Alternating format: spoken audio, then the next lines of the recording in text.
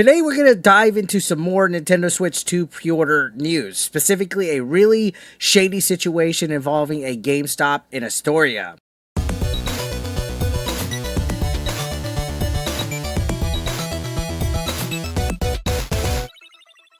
Now, for some people, pre-orders went pretty smooth. For others, not so much. Overall, it was chaotic, which was to be expected. We've all heard of scalpers and stuff like that. It's rare that you hear about actual retail stores doing sketchy things, but that's exactly what happened here. So, there's an individual that is a friend of the channel, Elia, and I saw RGT85 made a video about this, so I wanted to touch on it as well. Apparently, he was struggling to get a pre-order online, so he decided to hit up GameStop and went in person to pre-order. So he got in line, and this is when things get kind of weird. Apparently this GameStop was forcing people to buy extra stuff. Bundles, cases, screen protectors, just to pre-order the Switch 2. You couldn't just go in and pre-order it by itself. They were actually forcing bundles. Now, I've seen them have bundles in the past for the PlayStation 5. Remember when the PS5 came out? They were hard to keep inventory of. GameStop was doing shady things back then. They were having them sold in bundles only. There was no consoles available for them to buy individually. And I called it out. I made a video saying that this was a scummy thing from GameStop. It almost seemed like they were trying to upsell and get more money out of the whole situation of the PS5 being in demand. Well, it seems like they're doing it again. Now, this is Astoria, so I don't know if this is all GameStops, but I did see some people in my live stream the other day actually mention that there was forced bundles out there, that places were taking advantage of it. Yeah, this is business. Yeah, this is capitalism, but this is not cool. This is almost like a retailer being a scalper themselves, if you think about it. Sure, you're getting extra bells and whistles, controllers, games, cases, you name it, but you're forcing them to pay extra price than just getting the console. If they just wanted the base model of the Switch 2, now they get all this stuff. Now you could say, sure, they're helping you out because you got to get a screen protector anyway, a Pro controller, the camera. You're going to buy all the stuff anyway, so why not just get it into a bundle? Yeah, that's fine, but there should always be an option. There should always be an option for an individual console price. Not just a bundle price, but an individual console price. And to not have it, that's pretty scummy. Now, Ilya posted a video of this situation showing it. You had to buy an additional $200 apparently worth of stuff just to reserve a console. And they even had different bundle tiers that you could mix and match from, which dragged out this process even longer. In fact, this is supposed to be simple, guys. Stuff used to be simple. You used to be able just to go into a store and pre-order and not have to worry about lines, not have to worry about limited inventory, not have to worry about scalpers. Now we're in the age where even retailers are allegedly doing bullcrap like this. And it's, again, taking advantage of the demand for a product like this. Now, stuff apparently was labeled as essentials, enhanced, and everything. But there was no simple console-only option, which, again, is scummy.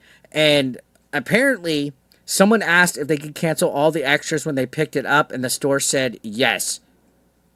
So, what was the point of that, right? It's apparently just pointless gatekeeping. So, GameStop eventually replied to Ilya's post saying that they're actively investigating and asking people who were turned away to DM them so they could make it right. So, it sounds good on paper, but how exactly are they going to investigate the situation? How are they going to verify?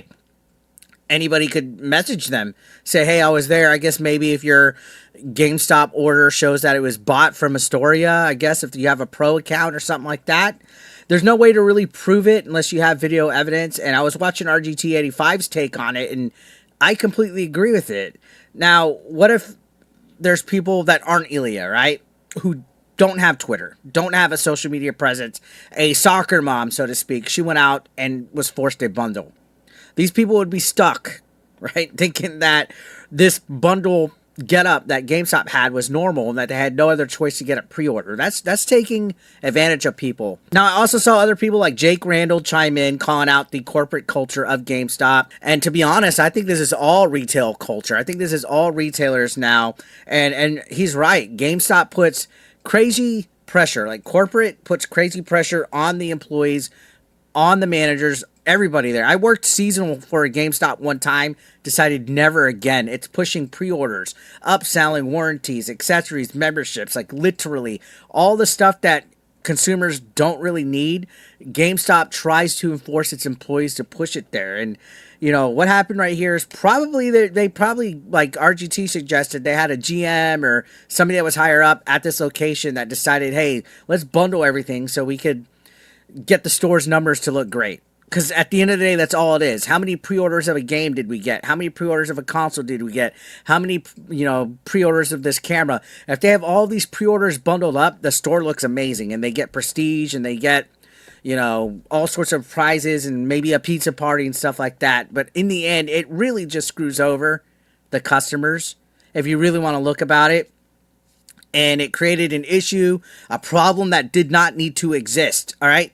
People didn't need to wait in line to find out that they were forced to have to buy a bundle. What if somebody only had enough money to get the Mario Kart World bundle, but you're having to force them to get all this other nonsense? I don't even want the stinking Piranha Plant camera or the regular camera. I get it. In retail, in sales, upselling is part of it.